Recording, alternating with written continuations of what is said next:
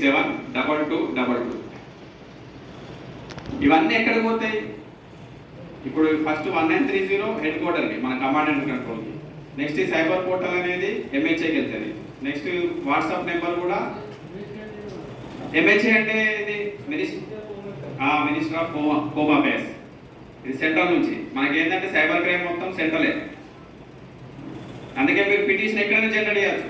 Sir మరి నేను suppose యాత్ర చేస్తుంటా అంటే నాకు మోసపోయినా మరి అక్కడ చేయొచ్చు అంటే చేయొచ్చు. కానీ చెప్పేటప్పుడు ఏం చెప్పాలంటే మన లోకాలిటీ ప్లేసే చెప్పాలి.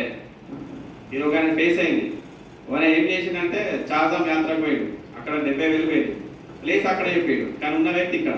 మళ్ళీ ఇక్కడికి వస్తే ఆ పిటిషన్ రాదు. ఇక ఎక్కడైతే మనం కాంప్లైంట్ చేస్తాం ఆ పొజిషన్లో చెప్తే మనకు అక్కడనే జనరేట్ అవుతుంది. ఆ పోర్టల్ మనం అక్కడనే చూసుకోవచ్చు పిటిషన్.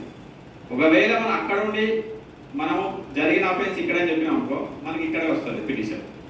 ఇది గుర్తుపెట్టుకోవాలి. ఎందుకు మన అక్కడ నెగిటివ్ ప్లేస్ కాదు కదా మనకు అక్కడ. కాబట్టి మనం అక్కడ మన పిటిషన్ మనం పోలీసులు పోలేము, కంప్లైంట్ చేయలేము. మనం ఏం చేయాలి? చెప్పేటప్పుడే మన ప్లేస్ జ్యూరిడిక్షన్ ఏమని చెప్పాలి? గోదావరికి అని చెప్పాలి. గోదావరికి 1 పోలీసులు చెప్తే మనకి ఇక్కడ పిటిషన్ ఇక్కడ జనరేట్ అవుతుంది.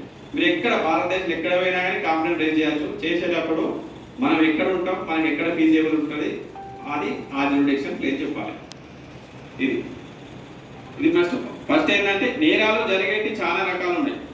ఇప్పుడు కొంత ఏవైతే ఇప్పుడు matrimony.com ఉన్నాయి.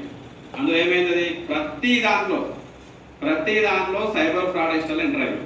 ట్రేడింగ్లో, matrimony.comలో, బిజినెస్ అండ్ ఇన్వెస్ట్మెంట్ ఫ్రాడ్లో, ఈవెన్ మనం ఏదైనా వస్తువు పర్చేజ్ చేసుకున్నప్పుడు ఆ కంపెనీకి సంబంధించిన పోర్టల్ కూడా వాళ్ళు హ్యాక్ చేసేసి.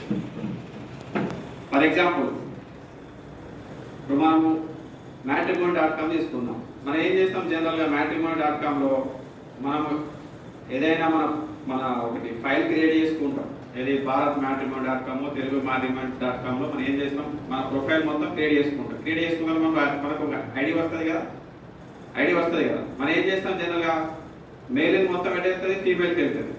ఫీమేల్ ఎట్టేస్తుంది, మేల్కి వస్తుంది.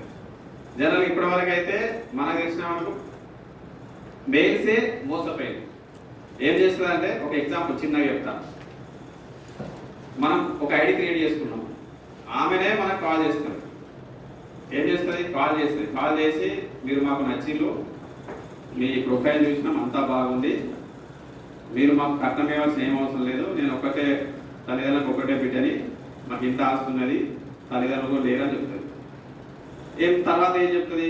ఇట్లా మా మదర్ హాస్పిటల్లో ఉంటుంది, కొన్ని డబ్బులు అవసరం ఉన్నాయి, అన్ని ఫిక్స్డ్ డిపాజిట్లు ఉన్నాయి, ఇప్పుడు తీయరాదు, మీరు మేము మ్యారేజ్ ఎట్లా మేము చేసుకుంటామని చెప్పినాం కదా.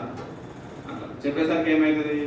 మన అమ్మాయి మంచిగా ఉంటుంది, స్వీట్గా మాట్లాడుతుంది, అంతా వెళ్తుంది ఆమె. మనం ఏమనుకుంటాం? కొంతమంది అరే నిజమే కావచ్చు అనుకుని డబ్బులు వేసేస్తాం. కొన్ని ఫస్ట్ 50,000 60,000 వేసేస్తాం. తర్వాత ఏం చేస్తుంది? మళ్ళీ ఇంకా ఆపరేషన్ ఉంది, పెద్ద ఎత్తున చేసేది ఉందని చెప్పేసి ఇంకా కొన్ని డబ్బులు వేస్తాం. తర్వాత ఏం చేస్తుంది అంటే ఇది ట్యూన్ చేస్తుంది. ఇక ఎక్కడి నుంచి? ఇప్పుడు హాస్పిటల్ నుంచి రాదు, నా క్రిప్టో కరెన్సీలో బాగా మంది తెలిసిన ఉన్నారు, నేను క్రిప్టో కరెన్సీలో బాగా డబ్బులు పెట్టినా, నువ్వు కూడా డబ్బులు పెట్టు, నేను కూడా కొన్ని పెడుతున్నా అని చెప్పేసి నేను పెట్టినా కూడా చూపిస్తుంది ఆధారంతో. కానీ అంతా ఫేక్ అది. సో మనతో డబ్బులు వేయించుకున్న తర్వాత కొన్ని క్రిప్టో కరెన్సీలో కానీ లేకపోతే ట్రేడింగ్లో కానీ పెట్టించిన తర్వాత మనకు ఫస్ట్ ఏమనిపిస్తుంది అంటే 1 లక్ష పెడితే 2 లక్షల దాకా 3 లక్షల దాకా వస్తాయి. అట్లా టూ టైమ్స్ 3 టైమ్స్ వచ్చేసరికి మనం ఏమనుకుంటాం? అరే ఇది కరెక్టే ట్రేడింగ్, మనం తక్కువ అమౌంట్ పెడితే ఎక్కువ అమౌంట్ వస్తుంది అనుకుంటాం. అక్కడికి ఓకే.